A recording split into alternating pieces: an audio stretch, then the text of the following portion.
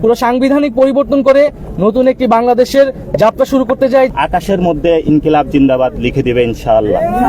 আজ জাতীয় নাগরিক পার্টির পক্ষ থেকে আমরা জাতীয় স্মৃতিসৌধে এসেছি। ৭১ সালের লক্ষ লক্ষ শহীদের জীবনের মধ্য দিয়ে আমরা যে স্বাধীনতা পেয়েছি, সেই স্বাধীনতার যে মূল মন্ত্র ছিল সাম্য, মানবিক মর্যাদা এবং সামাজিক সুবিচারের বাংলাদেশ, ৫৪ বছর ধরে তা অধরা থেকে গেছে।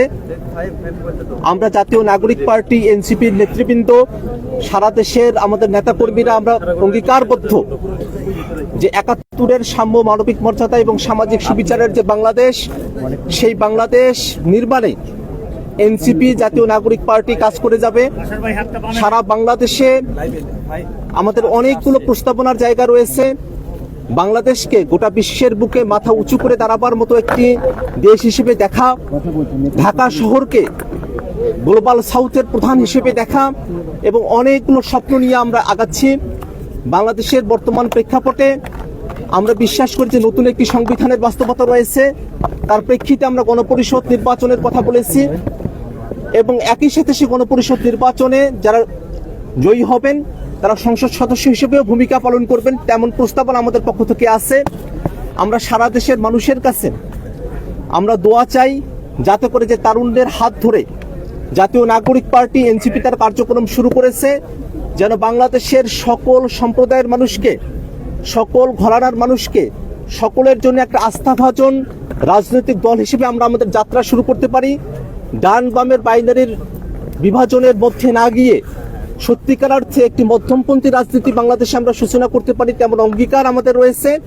সে অঙ্গীকারগুলো যেন আমরা বাস্তবে রূপদান করতে পারি, সে ব্যাপারে সারা দেশের সকল শ্রেণী পেশার মানুষের সমর্থন আমরা প্রত্যাশা করি। সঙ্গে যুক্ত হতে চাচ্ছেন অল্প সময়ের মধ্যেই সারা দেশের সকল জেলায়, সকল উপজেলায় জাতীয় নাগরিক কমিটি তাদের কর্মপরিধি এবং বিস্তৃতি করতে সক্ষম হবে বলে আমরা আশাবাদী। আমাদের যে একটি স্লোগান দেওয়া হয়েছিল ইনকিলাব জিন্দাবাদ, সেটা নিয়ে অনেকের মুখে কথা শোনা যাচ্ছে। আমরা পুরো বাংলাদেশকে বলতে চাই, পুরো বিশ্ববাসীকে বলতে চাই, বাংলাদেশের জনগণ, মাটি এবং মানুষের যারা রয়েছেন, পুরো আকাশের মধ্যে ইনকিলাব জিন্দাবাদ লিখে দিবে ইনশাআল্লাহ। জাতীয় নাগরিক পার্টি এনসিপির পক্ষ থেকে সারা দেশের সকল মানুষকে শুভেচ্ছা জানাচ্ছি।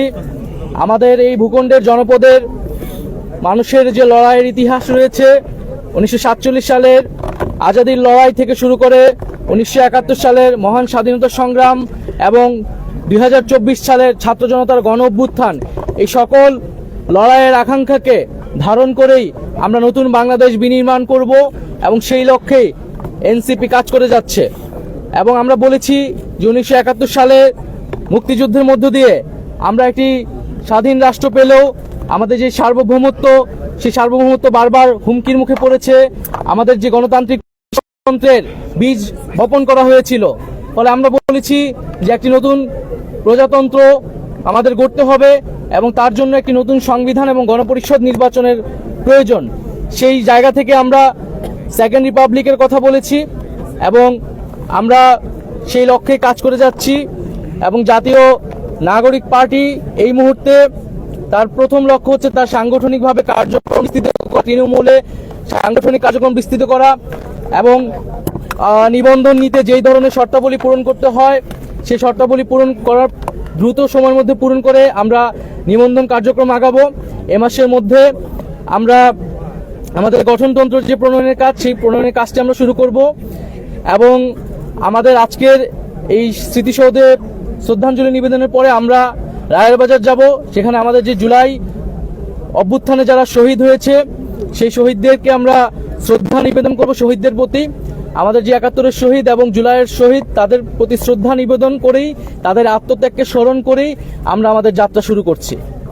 গণতান্ত্রিক প্রক্রিয়াকে বারবার দীর্ঘায়িত করা হয়েছে, আমাদের এবার যাতে আর দীর্ঘায়িত না হয়, 24-এর গণ অভ্যুত্থান যাতে ব্যর্থ না হয়, পুরনো সংবিধান এবং পুরনো শাসন কাঠামো রেখে একটি নতুন বাংলাদেশ বিনির্মাণ সম্ভব নয়।